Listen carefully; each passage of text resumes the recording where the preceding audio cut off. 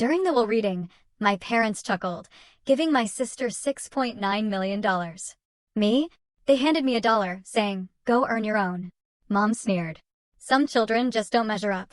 But once the lawyer revealed Grandpa's last letter, my mom began screaming. Can you imagine feeling utterly blindsided, betrayed by the one person you thought truly understood you?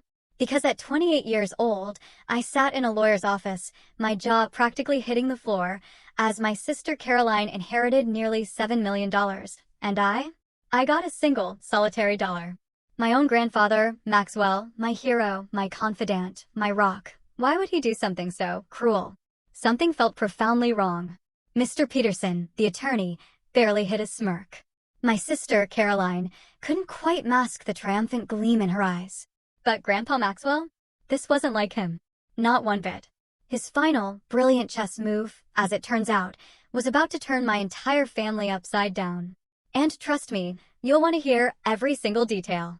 Growing up in our middle-class Boston suburb, everything looked normal on the surface.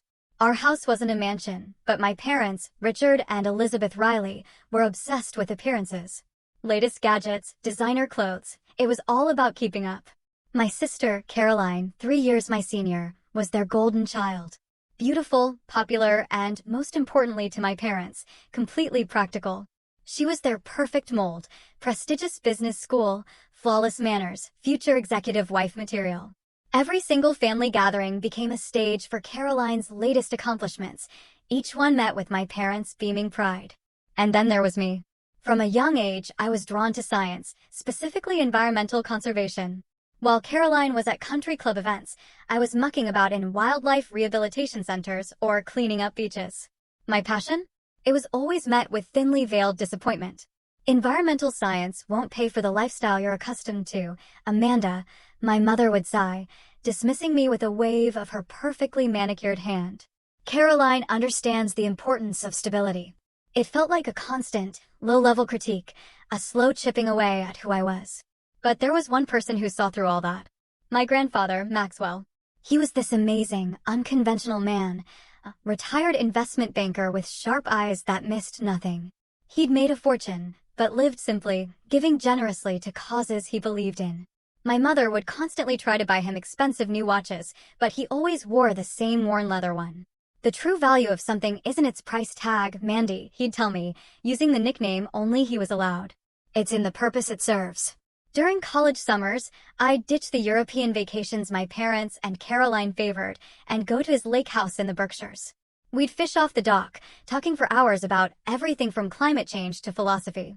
He never, ever made me feel like my interests were impractical or disappointing. The world needs more people who care about its future than its stock market, he'd say, a twinkle in his eye. Your passion has purpose, Mandy. Don't let anyone convince you otherwise. Those words, they were my lifeline. Family gatherings, though, were a stark contrast. Thanksgiving and Christmas felt more like performance reviews than celebrations. My mother orchestrated everything perfectly, from the sparkling table settings to the carefully curated conversations designed to spotlight Caroline's latest triumphs. Caroline just secured a summer internship at Goldman Sachs, my mother would announce, serving pie with a triumphant smile. Then, the inevitable pivot to me. Amanda is still exploring her options, she'd say, that tight smile not quite reaching her eyes. My father, a corporate attorney with perpetually furrowed brows, would chime in with practical advice that always landed like a criticism. There's no money in saving trees, Amanda. It's time to think about your future realistically. But then, I'd catch Grandpa Maxwell's wink across the table. Sometimes he'd change the subject entirely, other times he'd directly challenge my parents. Not everyone measures success by their bank account, Richard, he once told my father, the tension in the room thickening visibly. Some of the richest people I know have never set foot on Wall Street. My mother would clear her throat, swiftly redirecting to safer topics, but I'd still catch Grandpa's subtle nod of encouragement. In those moments, I knew I had at least one ally in the family. When Grandpa was diagnosed with pancreatic cancer 2 years ago, the dynamic shifted dramatically. Suddenly, my parents and Caroline were making frequent visits to his home, bringing expensive gifts, offering to manage his affairs. Their concern, it seemed, was directly proportional to his substantial net worth. I, on the other hand, simply visited him as I always had. I'd bring homemade soup, sitting with him as he grew weaker, watching old westerns or reading from his favorite mystery novels. It felt authentic, unlike the forced cheer of my family. During one of my last visits, about 3 months before he passed, he seemed unusually alert despite his medication. "Mandy," he said, taking my hand with surprising strength. "Remember that timing is everything in investments and in life." "What do you mean, Grandpa?" I asked, confused. He just smiled cryptically. "Patience is its own reward. The truth always rises to the surface eventually." Then, just like that, he changed the subject, asking about my latest research project. It was him. I got the call about his passing on a rainy Tuesday morning. I was in the field, collecting water samples for my research, when my phone rang. My mother's voice was formal, almost businesslike. "Your grandfather passed this morning. The funeral is being arranged for Friday. Please wear something appropriate." No comfort. No acknowledgement of the deep, special bond we'd shared. Just logistics and appearance concerns. It felt like a punch to the gut, but also, sadly, exactly what I expected. The funeral was exactly as my mother wanted it, elegant, restrained, and meticulously designed to impress the right people. I watched her introduce herself to Grandpa's former colleagues and business associates. Networking, even in grief. Caroline wore designer black, her makeup flawless, even when she shed precisely 2 tears during the eulogy. My father spent most of the reception discussing investment strategies with Grandpa's financial advisors. I stood alone by the photo display I had helped arrange, looking at snapshots of Grandpa's life as a young man in the army, holding my mother as a baby, teaching me to fish when I was 7. A vibrant life, reduced to a collage and polite conversation over expensive canapes. A week later, we received notice from Mr. Peterson, Grandpa's attorney, about the reading of the will. My mother, predictably, immediately went shopping for appropriate attire. Caroline canceled client meetings, ensuring her availability. My father researched estate tax implications, his brow perpetually furrowed. Me? I just wanted closure, a final connection to the man who had truly seen me when the rest of my family looked right through me. I didn't expect much in terms of inheritance. Grandpa's material things weren't what mattered to me. What I hoped for was maybe some final words of wisdom, perhaps his old fishing gear, or the collection of conservation books we used to discuss. The night before the will reading, sleep was impossible. I sat on my apartment balcony, looking at the stars, remembering how Grandpa had taught me constellations at the lake house.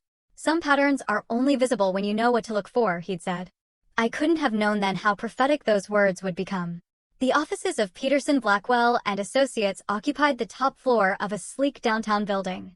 Floor-to-ceiling windows offered panoramic views of Boston, a subtle reminder of the immense wealth that passed through these rooms daily. The conference room where we gathered featured an imposing mahogany table that gleamed under soft lighting, leather chairs that creaked with newness, and walls lined with law books that looked more decorative than used. My mother, of course, arrived first. Elizabeth Riley never missed an opportunity to be punctual and prepared, especially when money was involved. She wore a navy Chanel suit that probably cost more than 3 months of my rent. Her ash blonde hair was styled in a perfect bob that didn't move an inch when she turned her head sharply to assess my outfit. "You could have made more of an effort, Amanda," she whispered, eyeing my simple black dress. "This is an important day." My father strode in next, checking his Rolex and nodding curtly to Mr. Peterson. Richard Riley had the perpetual look of a man calculating costs and benefits, even at his own father-in-law's will reading. His eyes held a gleam of anticipation. Caroline arrived last, making an entrance in stiletto heels that clicked importantly across the hardwood floor. She air-kissed my cheek, the scent of her expensive perfume lingering as she took the seat beside our mother, crossing her legs elegantly and placing her designer handbag precisely in her lap. I sat slightly apart from them, feeling like an outsider in my own family. The distance, I realized, wasn't accidental. Mr. Peterson wasn't alone. Harold Winters, my grandfather's best friend of 50 years, sat quietly in a corner chair. Marta Jimenez, Grandpa's housekeeper of 20 years, dabbed at her eyes with a tissue. Unlike my family's composed faces, hers showed genuine grief. "Thank you all for coming," Mr. Peterson began, adjusting his glasses. Maxwell was very specific about how this proceeding should unfold. My mother straightened, her smile tightening. "We're all eager to honor his wishes, of course." Mr. Peterson nodded, unfolding a document. "I'll begin with some smaller bequests before addressing the main estate. The smaller bequests took nearly 30 minutes. Grandpa had left generous amounts to his favorite charities, his staff, and several friends. Harold received Grandpa's vintage car collection. Marta was given a life estate in the guest house on Grandpa's main property, and a sum that made her gasp. My mother's foot tapped with increasing impatience. My father checked his watch twice. Caroline maintained her pleasant expression, but her fingers drummed silently against her purse. The anticipation in the room was almost suffocating. Now, to the main distributions, Mr. Peterson said finally, my family practically leaning forward in their seats. To my daughter Elizabeth and her husband, Richard, I leave my primary residence in Beacon Hill and my vacation property in Palm Beach. My mother's smile became genuinely radiant for the first time that day. The properties were worth millions. To my granddaughter Caroline Riley, he continued, I leave the sum of $6.9 million to be distributed in a trust as outlined in Section 4 of this document. Caroline's intake of breath was audible. She reached for her mother's hand, squeezing it triumphantly. My father nodded in approval, a smug look on his face. All eyes, then, turned to me. I felt a strange hollowness form in my stomach, a premonition of sorts. To my granddaughter, Amanda Grace Riley, Mr. Peterson continued, his voice softening slightly, almost sympathetically. I leave the sum of $1. The room went silent. A deafening, absolute silence. I felt the blood drain from my face, a cold rush washing over me as I struggled, desperately, to maintain my composure. $1. My entire inheritance. Additionally, Mr. Peterson continued, breaking the silence that had felt endless, Amanda is to receive this sealed envelope, to be opened after the conclusion of today's reading. He handed me a thick manila envelope with my name written in Grandpa's distinctive, slanted handwriting. My hands trembled slightly as I accepted it, the paper surprisingly warm against my cold skin. The silence broke with my mother's short, sharp laugh. A cruel, dismissive sound. Well, that's clarifying, isn't it? She said, not bothering to lower her voice. Always the disappointment. Caroline, at least, had the decency to look uncomfortable, though the gleam of triumph never quite left her eyes. I'm sure Grandpa had his reasons, she said, her tone suggesting those reasons must have been my own failings. My father simply shook his head, the gesture dismissing me as effectively as his words often had. I clutched the envelope, fighting an overwhelming urge to flee the room, to escape the pity in Harold's eyes, the confusion on Marta's face, and the barely concealed satisfaction on my family's. My pride, a stubborn, burning ember, kept me in my seat. Whatever Grandpa's reasons, I wouldn't give them the satisfaction of seeing me break. Is that all? My mother asked, already gathering her purse, eager to move on to celebrating Caroline's windfall. Actually, no, Mr. Peterson said, a subtle shift in his demeanor. Maxwell prepared a video to be played after the initial reading. He was most insistent about everyone remaining present for it. My father's annoyance was palpable. Is that really necessary? We all have commitments this afternoon. Mr. Peterson's voice turned firm. It is a condition of the will. All beneficiaries must be present for the entire proceeding or risk forfeiture of their bequests. That settled it. No matter how dismissive they were of me, my family would sit through hours of content before risking their newfound wealth. The greed, I thought, was truly boundless. Mr. Peterson dimmed the lights, and a screen descended from the ceiling. After a moment of static, my grandfather's face appeared, recorded perhaps a month before his death. He looked frail, the cancer having taken its toll, but his eyes remained sharp, alert, the eyes of a man who had built a fortune by seeing what others missed. None of us were prepared for what came next. If you're watching this, Grandpa began, his voice stronger on video than it had been in his final weeks, then I've moved on to whatever comes next. And you're all sitting in Peterson's uncomfortable conference chairs, wondering what this old man has up his sleeve. A small smile played at the corners of his mouth. I recognized that expression instantly. It was the same one he wore when he was about to win at chess, a game he taught me during rainy afternoons at the lake house. First, to my dear friend Harold, Grandpa continued, thank you for 50 years of honesty. In a world of yes men, you always told me the truth, even when it wasn't what I wanted to hear. The cars are yours because you appreciated them for their craftsmanship, not their price tags. Harold nodded silently, a single tear tracking down his weathered cheek. To Marta, whose kindness made my house a home, Grandpa said, his voice softening, your dignity and work ethic reminded me daily of what truly matters. The guest house has always been more yours than mine. Marta whispered something in Spanish, pressing the tissue to her lips, her genuine grief a stark contrast to the performative displays around me. Grandpa shifted in his seat, and his expression changed subtly as he addressed my parents. Elizabeth, my only daughter. You were always ambitious, even as a little girl. I remember how determined you were to have the biggest dollhouse, the prettiest dresses. Richard, you and I have had our differences over the years, but I never doubted your dedication to the lifestyle you chose. My mother's smile faltered slightly. There was something in Grandpa's tone, not quite criticism, but certainly not the warm praise she'd clearly expected. To Caroline, he continued, "Congratulations on your inheritance. You've always understood the value of money and appearances. I've structured your trust with quarterly distributions to ensure it provides for you over time. Use it wisely." Caroline's expression flickered between satisfaction and a sudden, subtle uncertainty. Grandpa's words seemed double-edged, and I wasn't the only one who noticed. Then, Grandpa looked directly into the camera. And I had the uncanny feeling he was looking right at me. "Amanda, my Mandy," he said, and my throat tightened, a lump forming. "You see what others miss. You always have, from the time you were small and noticed the bird's nest in the oak tree that everyone else walked past. Remember what I told you about timing and patience. True wealth isn't measured in dollars." Even from beyond, he saw me. He truly saw me. Grandpa's expression became serious. "Now, to the matter at hand. My will may seem straightforward, perhaps even unfair to some of you. But there's more to the story, as there usually is in life." He leaned forward, his eyes piercing. "I've arranged a series of tasks that must be completed before the full terms of my estate can be implemented. Consider it my final lesson to all of you." My father made a sound of protest, quickly silenced by my mother's sharp elbow to his side. "Mr. Peterson has been instructed to provide sealed letters with specific opening dates and instructions. All conditions must be followed exactly as written. Any attempt to contest this will or circumvent the process will result in the entirety of my estate, every property, investment, and penny, being immediately transferred to the Maxwell Riley Foundation for Environmental Conservation." My mother's sharp intake of breath was audible. My father's face darkened. Caroline's perfect posture stiffened. "The first step begins today," Grandpa announced.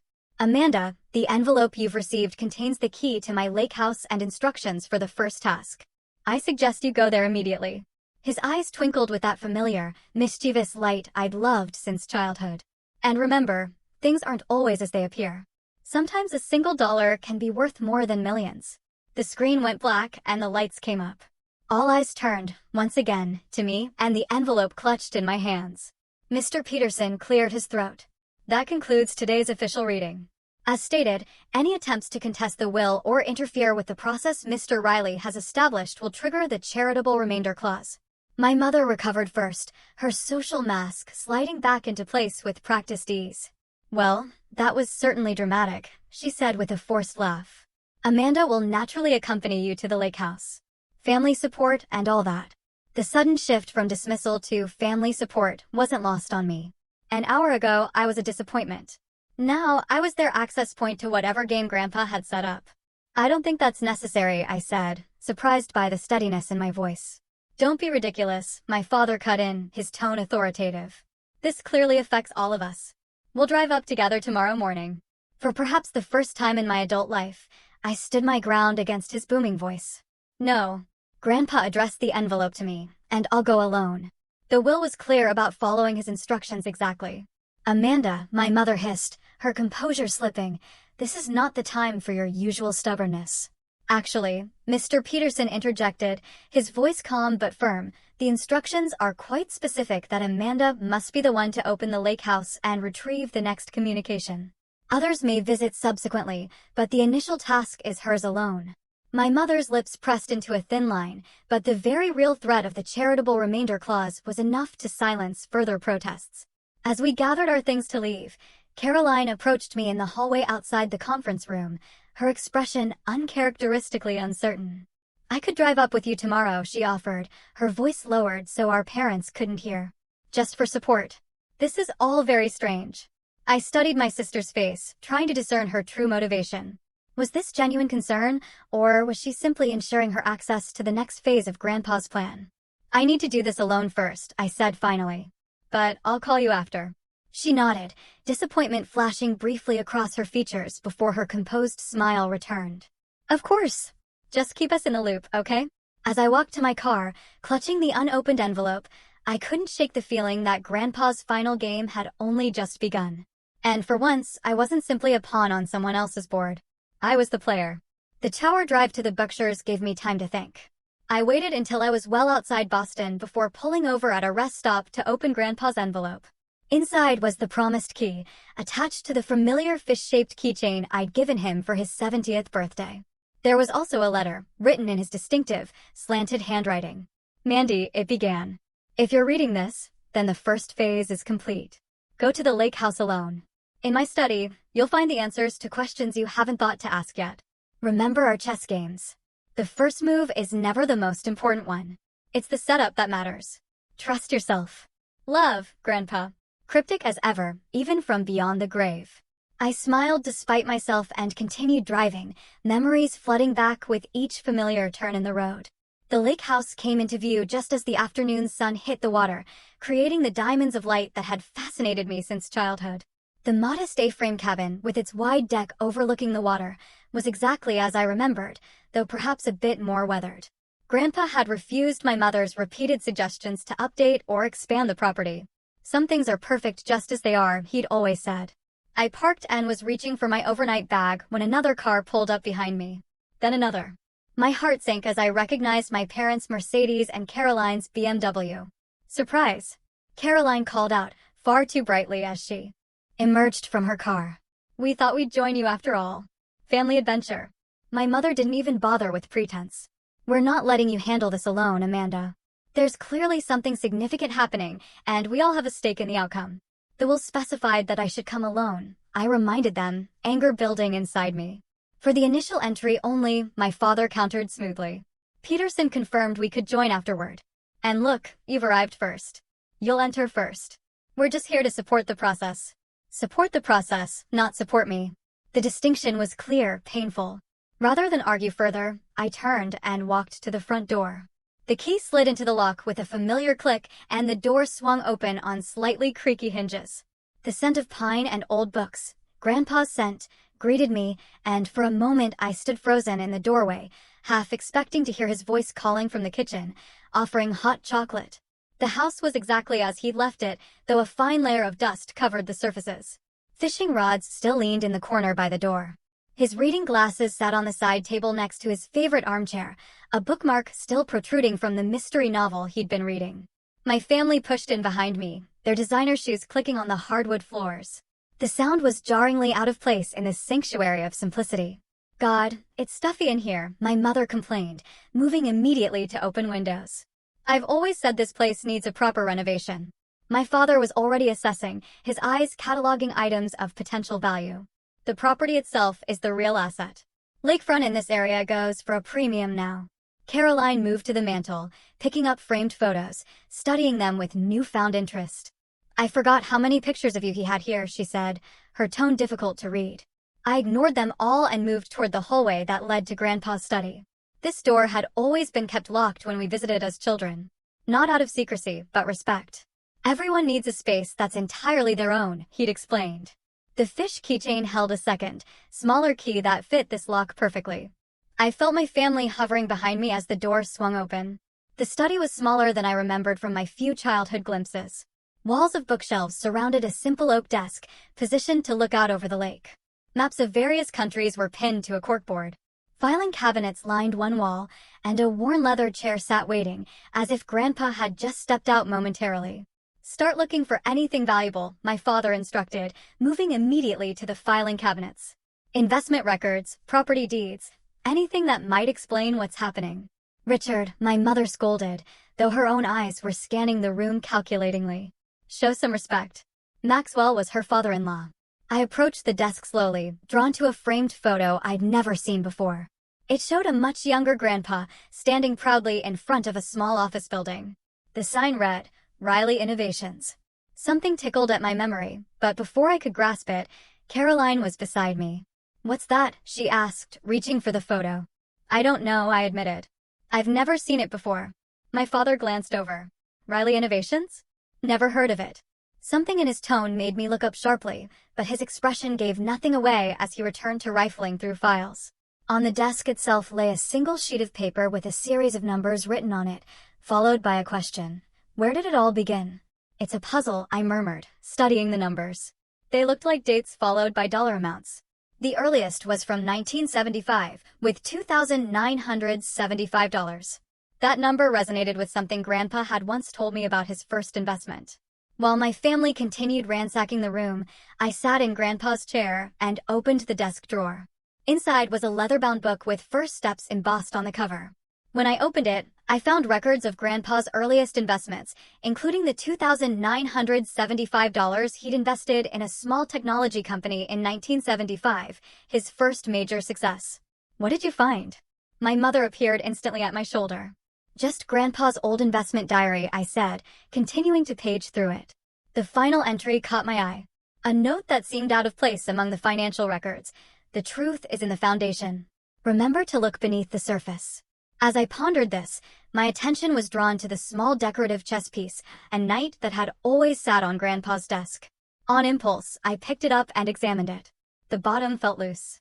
When I twisted it, the base came away, revealing a tiny compartment containing a small key and a folded note. What's that? Caroline asked suddenly, right beside me again. I'm not sure, I said truthfully, unfolding the note. Second letter in the floor safe. Combination. Date of betrayal. My father, meanwhile, had found an old photo album and was flipping through it impatiently. Nothing but sentimental nonsense, he muttered, tossing it aside carelessly. Several photos slipped out, scattering across the floor. Richard, my mother snapped, but she wasn't concerned about the photos. She was pulling pages from the album and examining them closely before discarding those that apparently didn't interest her. There must be some record of his investments here. I knelt to gather the fallen photos, noticing they were mostly of Grandpa with my mother as a child, and later with me. One caught my attention. A newspaper clipping with the headline, "Local Entrepreneur Sells Patent for Millions." Grandpa stood shaking hands with another man, both smiling for the camera. The caption read, "Maxwell Riley sells innovative circuit design to Wilson Technologies." Mom, I said slowly, did Grandpa own a company called Riley Innovations? Her hands froze in their destructive sorting. That was before your time, she dismissed, her voice tight. A small venture that didn't amount to much. But her voice had an edge. I recognized the same tone she used when covering up something uncomfortable at dinner parties. Meanwhile, I was examining the floor, looking for any sign of a safe. In the corner, partially hidden by a small rug, I noticed a seam in the hardwood. Pulling back the rug revealed a floor safe. Its dial waited, mocking me. Combination. Date of betrayal, I murmured to myself. What did that mean? My father was on his phone, speaking in low tones about property values and development potential. Caroline was opening and closing books on the shelves, checking for hidden contents. I stared at the newspaper clipping again, noting the date, June 17, 1995. Something clicked in my mind. The pieces, the dates, the cryptic clues. I entered the numbers 6-1-7-9-5 into the safe's combination dial. With a satisfying click, the door released. Inside was another envelope, thicker than the first, and a small leather notebook with a rubber band around it. Before anyone could reach it, I grabbed both items and stood up. What did you find? My father was suddenly focused entirely on me, his phone call forgotten. Another letter from Grandpa, I said, holding the envelope close. And a notebook. Well, open it, my mother demanded, her composure slipping further. This treasure hunt has gone on long enough. I think I'm supposed to read it privately first, I said, thinking quickly, trying to buy myself some space. That's absurd, my father cut in. This concerns all of us. Whatever game our grandfather is playing affects the entire family. The will was clear about following his instructions exactly, I reminded them, echoing Mr. Peterson's earlier warning. I'm not risking the charitable remainder clause because you're impatient. My mother's eyes narrowed dangerously. Amanda Grace Riley, you'll show us that letter immediately. We're your parents, and this is a family matter. Something in me snapped. Years of being dismissed, overlooked, and criticized crystallized into a moment of perfect clarity and resolute strength. No, I said simply. Grandpa addressed this to me. I'll read it first and share what's appropriate afterward. My father took a step toward me, his face darkening. You ungrateful little. Stop it, Dad. Caroline interrupted suddenly, stepping between us. She's right. We can't risk triggering that clause. My parents turned to her in surprise. Caroline never contradicted them. She shrugged, her expression unreadable. I have 6.9 million reasons to make sure we follow the rules exactly. Let Amanda read the letter first. It wasn't support exactly, but it was something. I seized the moment, moving toward the door.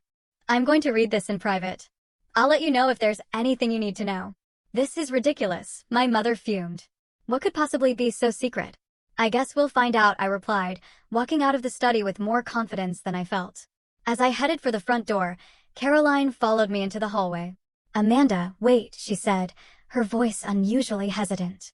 There's something you should know. I paused, studying my sister's face. For once, her perfect mask had slipped, revealing genuine conflict underneath. What is it? She glanced back toward the study, ensuring our parents couldn't hear. Things aren't great with Mom and Dad financially. Dad's firm lost some major clients last year. They've been living on credit and appearances. They're counting on this inheritance. The revelation shouldn't have surprised me, given our family's obsession with status, but it did. Why are you telling me this? I asked. Caroline's smile was bitter. Maybe I'm tired of the act too. Just be careful. They're desperate, and desperate people do desperate things. Before I could respond, we heard our parents emerging from the study. I hurried out the front door, the letter and notebook clutched tightly against my chest. I needed space to think, to understand what Grandpa was trying to show me. This isn't over, Amanda, my father called after me. You can't keep family matters to yourself. I kept walking, not looking back. For the first time, I was beginning to understand that family matters might have a double meaning in the story Grandpa was unfolding.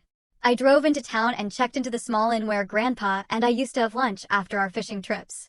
The innkeeper, Martha, recognized me immediately. Amanda, it's been too long, she said warmly. I was so sorry to hear about Maxwell. He was one of the good ones.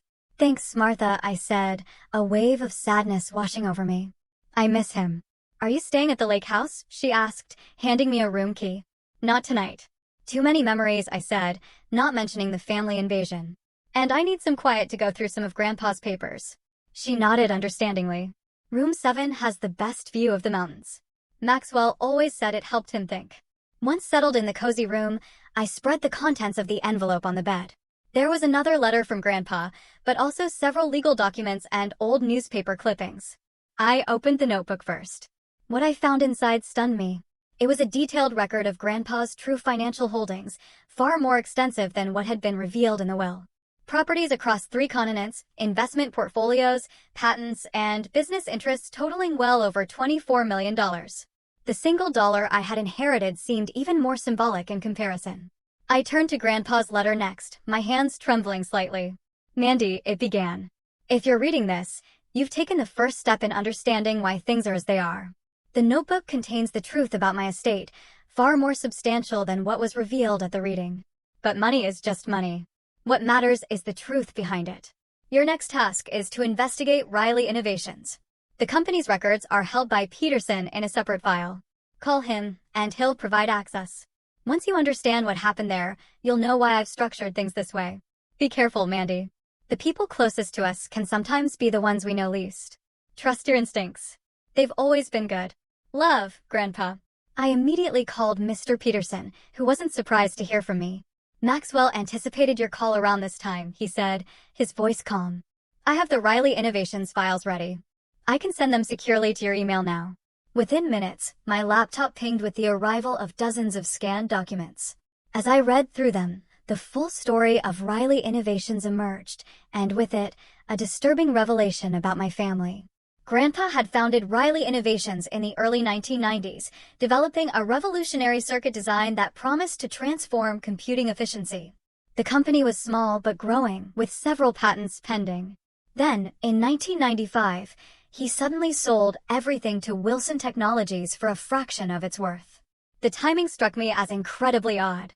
Why would a savvy businessman like my grandfather sell a promising company for less than its true value? I dug deeper into the files. There it was, a memo from Richard Riley, my father, who had been handling some legal work for the company. He had apparently advised Grandpa that a competing patent would render their technology worthless, recommending an immediate sale. 6 months later, Wilson Technologies had used Grandpa's design to launch their most successful product line ever, making billions. No competing patent had ever emerged. And the most damning detail? My mother had been working at Wilson Technologies in their acquisitions department at the time. The pieces fell into place with sickening clarity. My parents had orchestrated the sale of Grandpa's company, presumably receiving compensation from Wilson that wasn't reflected in the official sale price. They had betrayed him for financial gain. I sat back, stunned, a cold wave of realization washing over me. Was this what Grandpa had meant by his greatest disappointment? A memory surfaced. Grandpa telling me years ago about making a mistake and trusting the wrong people. Sometimes those closest to you can be blind to your best interests, he'd said. I thought he was talking about business associates, not my own family. My shock gradually gave way to a slow, burning anger.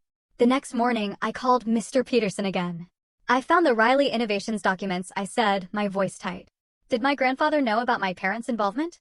He discovered the truth about 5 years ago, Peterson confirmed, his voice grave. An old colleague from Wilson came clean about the backdoor dealings. Maxwell was devastated isn't a strong enough word, but he was also strategic. He wanted proof before confronting anyone. And did he get it? Yes. Everything is documented in the files I sent you. There's more, Amanda. Your grandfather restructured his entire estate plan after learning the truth. What you saw at the reading was just the surface. I spent the day reviewing everything, my shock gradually giving way to a white-hot anger.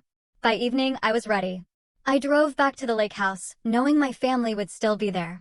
They were sitting on the deck, wine glasses in hand, discussing development potential for the property when I arrived. Their conversation halted abruptly when they saw my face.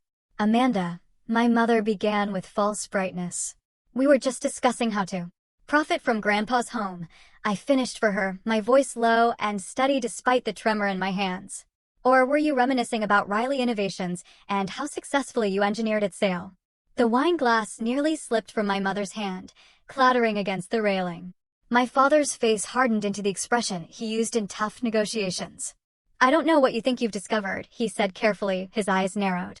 But business decisions from 30 years ago are hardly relevant now. Fraud is always relevant, Dad, I countered. So is betrayal. I placed copies of the most damning documents on the table between us. My mother's memo to Wilson's CEO outlining Grandpa's vulnerabilities. My father's falsified legal opinion. The backdated consulting agreement that had paid them nearly $500,000 after the sale went through. Where did you get these? My father demanded, his voice dangerous, a vein throbbing in his temple. Grandpa had copies all along, I said. He knew what you did. Both of you. My mother recovered quickly, her social mask sliding back into place. You're blowing ancient history out of proportion. Business is complicated, Amanda. Your grandfather did very well from that sale. He was robbed of millions, I countered, by his own daughter and son-in-law. Caroline had been unusually quiet, staring at the documents with growing horror. Is this true? She finally asked our parents, her voice barely a whisper. Did you really do this? Of course not, our mother snapped, her voice shrill. Amanda is being dramatic as usual. But something had shifted in Caroline's expression. She turned to me. This is what Grandpa's game is about, isn't it? He's making things right. Before I could answer, a courier arrived at the door with a special delivery envelope addressed to me. Mr. Peterson said to deliver this exactly at 7 p.m., the young man explained. Inside was a third letter from Grandpa, with a handwritten note from Peterson, to be opened when the truth is laid bare. My hands shook as I broke the seal, acutely aware of my family watching intently. I read the letter aloud, my voice growing stronger with each word. My dear family, if this letter is being read, then Amanda has discovered the truth about Riley Innovations. The betrayal I experienced at the hands of those I trusted most was the greatest disappointment of my life. But it taught me to look more closely at character, at who people truly are beneath the appearances they maintain. The will reading you attended was part of a test, one final assessment of character. The true disposition of my estate depends entirely on how each of you has behaved during this process. Everything has been observed and documented. My mother's face had gone deathly pale.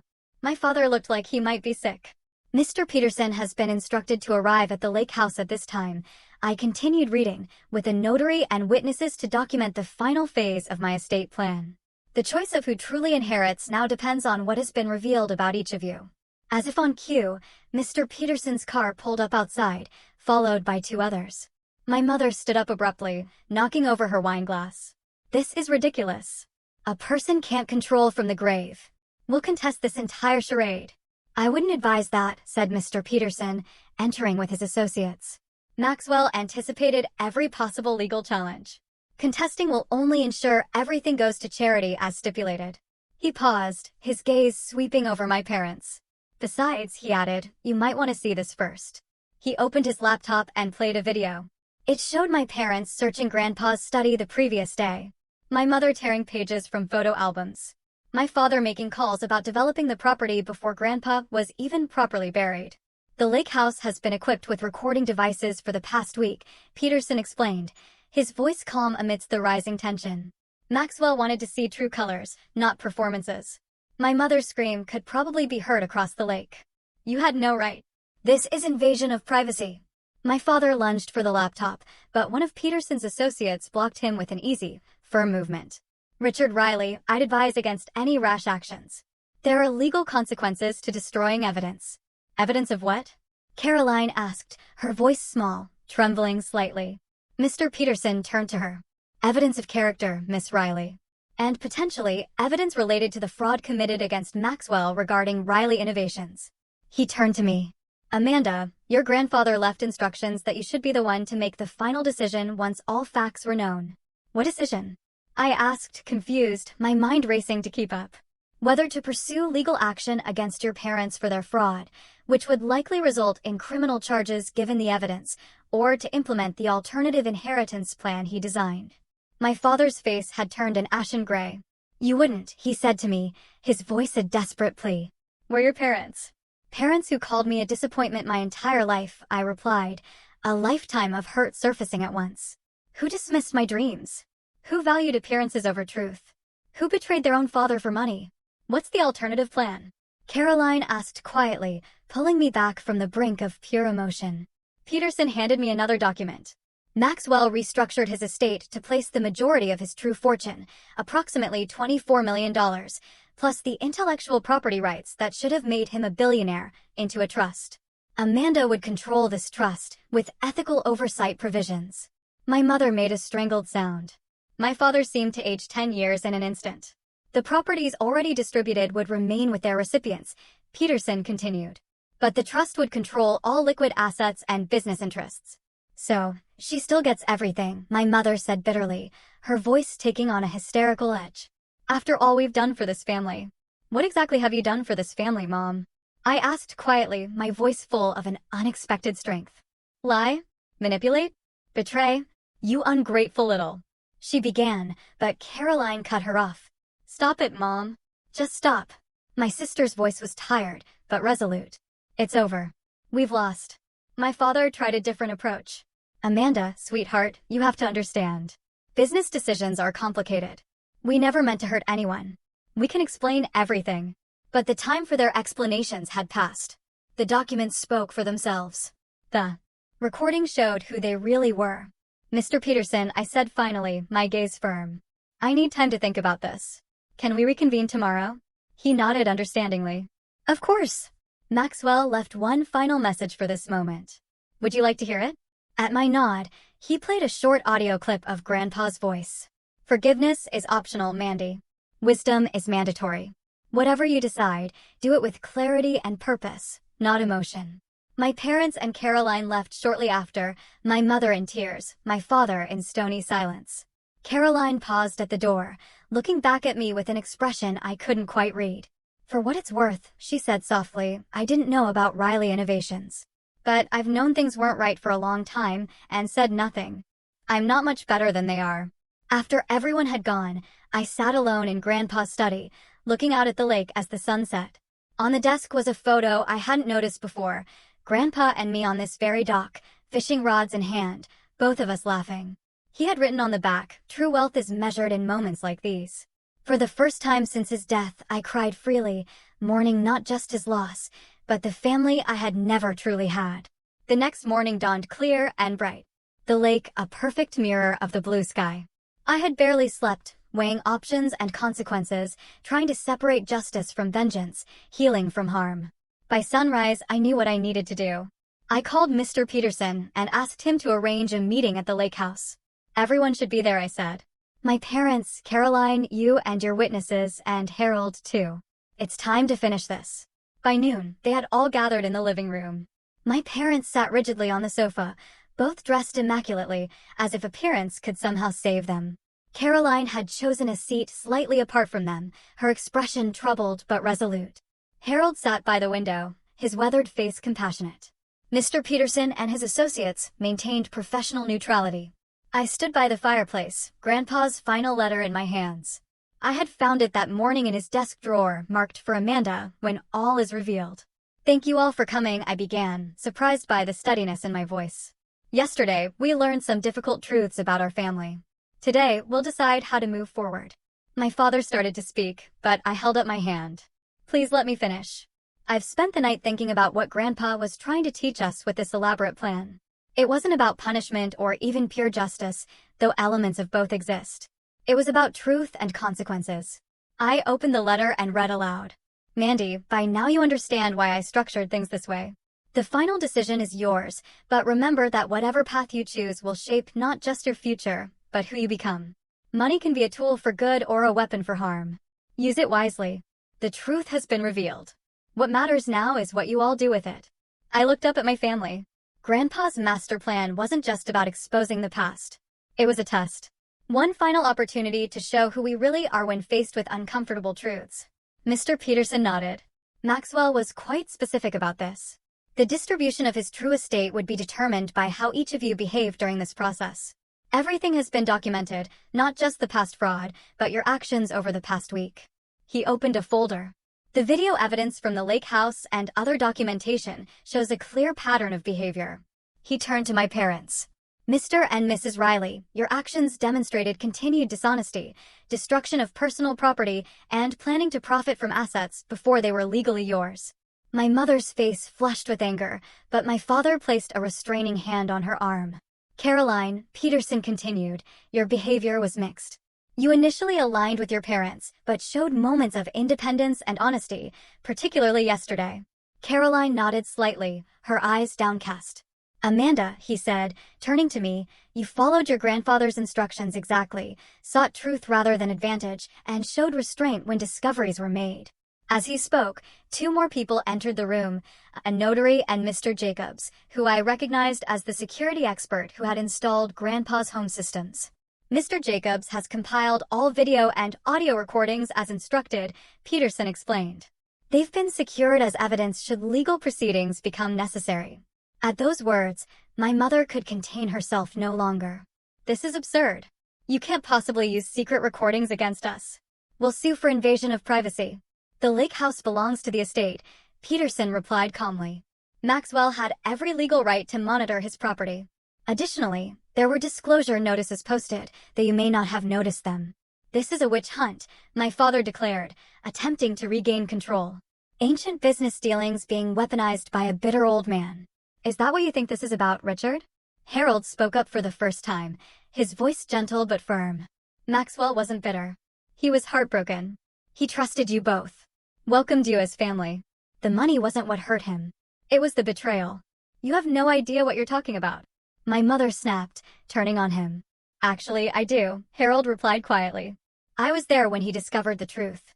He aged 10 years that day. Mr. Peterson cleared his throat.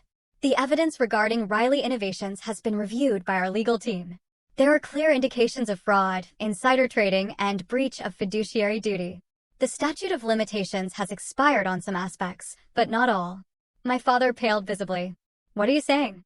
I'm saying, Peterson replied, his gaze unwavering, that should Amanda choose to pursue this matter legally, there would likely be both civil and criminal consequences.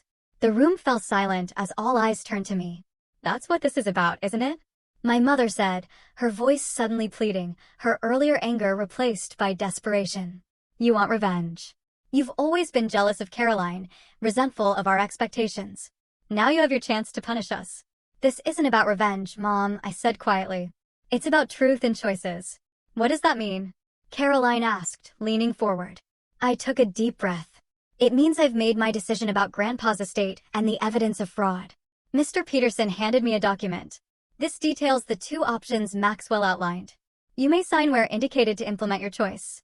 My parents watched with thinly veiled panic as I reviewed the paper. Caroline's expression was resigned but calm. I choose option 2, I said finally, signing the document and handing it back to Peterson. What does that mean? My father demanded, his voice strained. Peterson reviewed the signed document and nodded. It means that Amanda has chosen not to pursue criminal charges regarding the Riley Innovations fraud. My mother sagged with visible relief.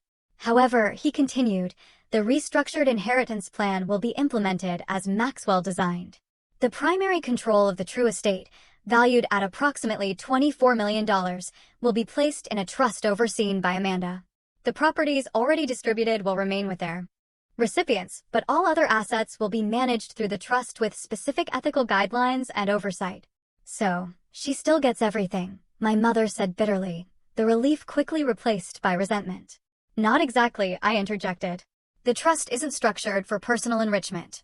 It's designed to fund environmental conservation efforts, educational opportunities, and ethical business investments.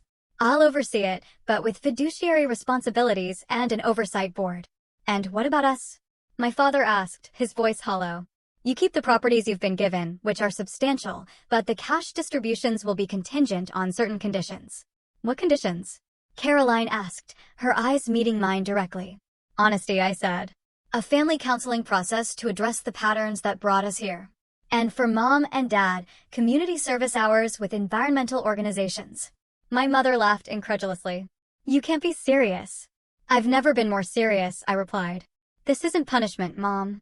It's an opportunity to rebuild on a foundation of truth instead of appearances. And if we refuse, my father challenged, his chin jutted out. Then the trust document stipulates that your portion will be redirected to the Maxwell Riley Foundation, Peterson answered, his voice devoid of emotion. It's your choice. My father stood abruptly. This is emotional blackmail. We won't be part of it.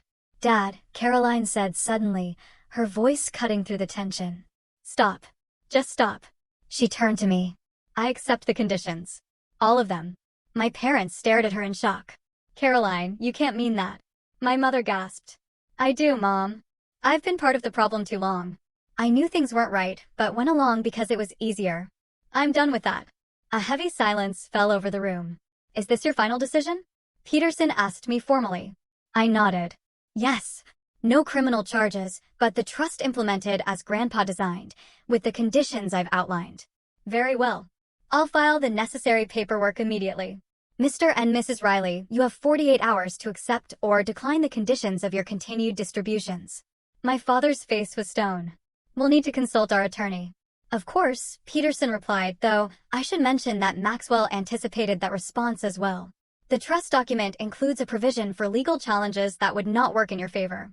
As Peterson and his associates packed up their materials, my parents remained frozen on the sofa. The wreckage of their carefully constructed facade scattered around them. Elizabeth, Richard, Harold said gently, his voice full of an old man's wisdom. Maxwell didn't do this out of cruelty. He believed people could change if given the right motivation. Even at the end, he hoped you would.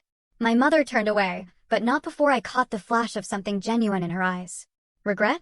Perhaps the first real emotion I'd seen from her in years. One by one, everyone left, until only Caroline and I remained in the living room. The afternoon sun cast long shadows across the floor as we sat in silence, the weight of the day's revelations settling around us. What happens now? She finally asked. I don't know exactly, I admitted. But for the first time, whatever happens will be based on truth, not illusions. She nodded slowly.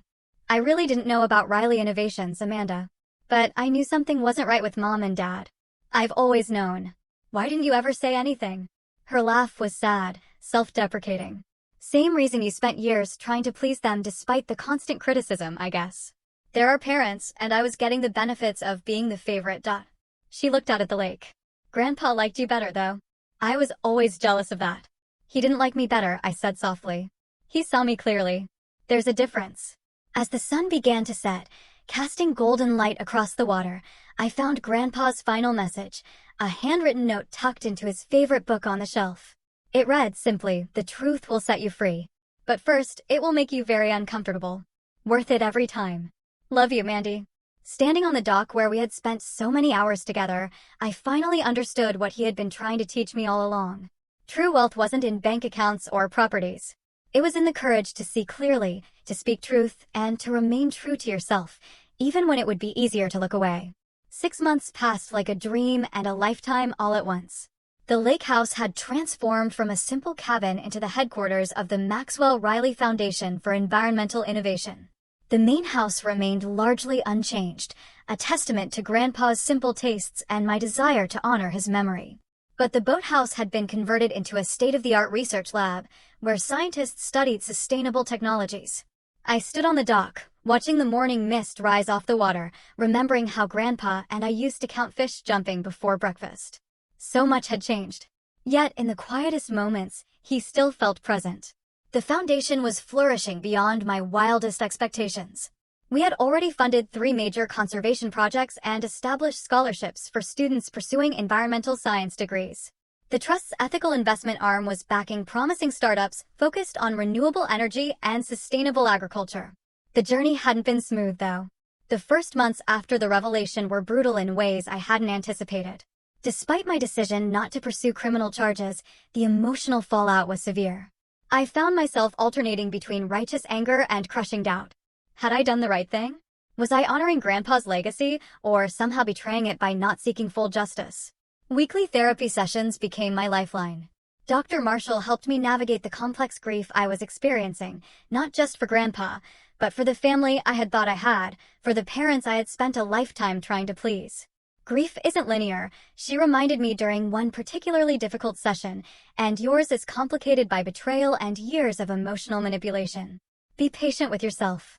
My parents had reacted exactly as I'd expected.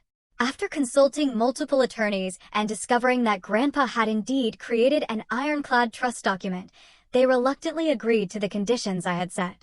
The community service requirement was particularly galling to my mother, who complained bitterly about digging in dirt with common volunteers at the Urban Garden Project. But something unexpected happened around the 3-month mark. My father called me, his voice lacking its usual authoritative edge. "The watershed restoration project," he said awkwardly. "It's actually interesting." The engineer explained how the natural filtration system works. "It's quite ingenious, really." It wasn't an apology, or even an acknowledgement of past wrongs, but it was something, a tiny crack in the wall of denial and self-justification. My mother took longer. Her participation in the required family counseling sessions was initially performative at best, hostile at worst. She sat rigid and defensive, deflecting any suggestion that her actions had been harmful. "We gave you girls everything," she insisted during one session. "The best schools, nice clothes, family vacations.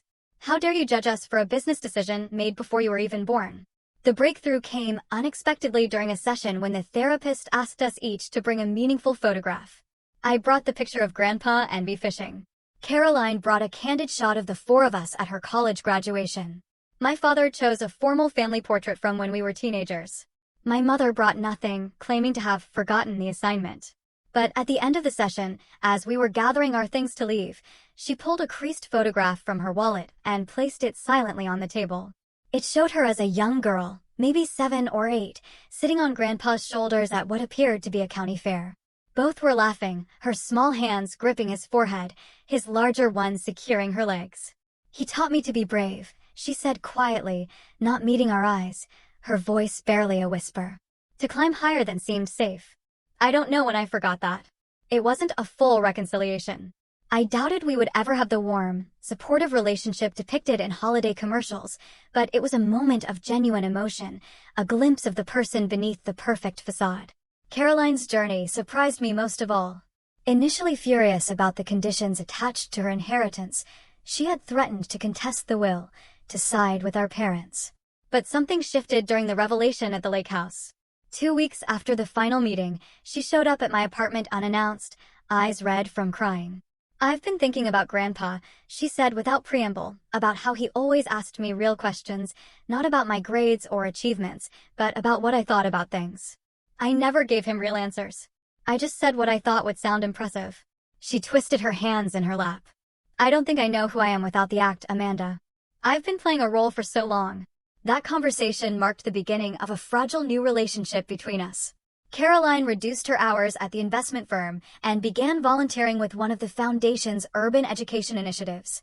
To everyone's surprise, including her own, she discovered a genuine talent for teaching financial literacy to high school students. We weren't best friends overnight, but we were building something authentic for perhaps the first time. Coffee once a week became a tradition. Sometimes awkward, sometimes tearful, but always honest. My personal life had transformed as well. The foundation work introduced me to a network of passionate environmentalists and researchers who valued substance over style. For the first time in my life, I felt truly seen and appreciated for my mind and contributions, rather than being measured against impossible standards. I developed a close friendship with Dr. Eliza Kaminsky, the marine biologist heading our watershed project. Her brilliant mind and dry humor made long research days fly by. When she invited me to co-author a paper on our findings, I experienced a professional confidence I'd never known before. There was also Mark, the foundation's legal advisor, whose kind eyes and thoughtful questions had gradually evolved our professional relationship into something more personal. He understood the complexity of my family situation without judgment, offering support without trying to fix everything. Our third date had been a stargazing picnic at the lake house, his idea after I mentioned Grandpa teaching me constellations. Perhaps most meaningful was the mentorship program I'd established for young girls interested in environmental science. Watching them light up during field research trips, encouraging their questions and ideas, I felt Grandpa's influence coming full circle. I was becoming for them what he had been for me, a believer in their potential and an appreciator of their unique perspectives. The most unexpected encounter came 6 months to the day after the will reading. I was hosting a community open house at the foundation headquarters when I spotted my parents across the lawn. They weren't scheduled to be there. Their community service hours were normally on Wednesdays, and this was Saturday. They stood awkwardly at the periphery, my father examining the solar array with professional curiosity, my mother clutching her handbag like a shield. When they saw me notice them, my father gave a stiff nod. My mother attempted a smile that didn't quite succeed. I walked over, unsure what to expect. "The facility looks impressive," my father said formally. "Very professional operation." "Thank you," I replied. "We're particularly proud of the wetlands reconstruction. It's already showing improved water quality." My mother glanced around at the other attendees. "Your grandfather would have approved," she said finally, her voice soft. He always did prefer practical applications to theory. Coming from her, this was practically effusive praise. I noticed she was wearing the simple pearl earrings Grandpa had given her for her 21st birthday, jewelry she had previously dismissed as too plain. "Would you like a tour?" I offered. They stayed for almost an hour, asking occasional questions, maintaining careful politeness. It wasn't forgiveness or reconciliation, exactly, but it was an acknowledgement of the foundation, of my work, of a reality beyond appearances. As they were leaving, my mother paused. "Your sister mentioned you found Maxwell's journal." I was wondering. She stopped, seemingly unable to formulate her request. "There are some entries about you," I said, understanding what she couldn't ask. "From when you were young, happy memories. I could share copies if you'd like." Something flickered across her face, regret, perhaps, or longing. "I would, thank you." That evening, I sat in Grandpa's study, my study now, reading the journal he had left specifically for after the dust settles. Unlike the evidence and letters that had driven the revelations, this was simply his private thoughts, observations about life and family spanning decades. One entry, dated shortly after he discovered the truth about Riley Innovations, caught my heart. "The hardest lesson of my life has been learning that we can love people deeply and still not truly know them. Elizabeth was the light of my life from the moment she was born. Yet somewhere along the way, she became someone I don't recognize. Do we fail as parents when our children choose values so different from our own? Or is it simply the price of allowing them to be individuals? I cannot change her choices now, but perhaps I can still teach my granddaughters the value of integrity, especially Mandy, who sees the world with such clear eyes." Tears blurred my vision as I traced his handwriting with my fingertip. Even in his profound disappointment, he had been thinking of teaching, of growth, of future possibilities. The final page contained what I now considered my life manifesto, written in Grandpa's bold script. "The greatest inheritance isn't money or property or even education. It's the clarity to see truth and the courage to stand for it. Everything else is just details." I closed the journal and walked out to the dock as the sun set over the lake. A fish jumped, creating ripples that spread in ever-widening circles. One small movement affecting everything around it, just like truth. My phone buzzed with a text from Caroline. Community garden meeting went well. Mom actually participated. Small steps. I smiled and typed back, progress, not perfection. Dinner Sunday. Looking out over the water, turned golden by the setting sun, I felt Grandpa's presence more strongly than ever. The inheritance he had truly left wasn't the money, or the property, or even the foundation. It was this, the freedom that comes from living authentically, from recognizing that our worth isn't measured in dollars or appearances, but in the courage to see clearly and act with integrity.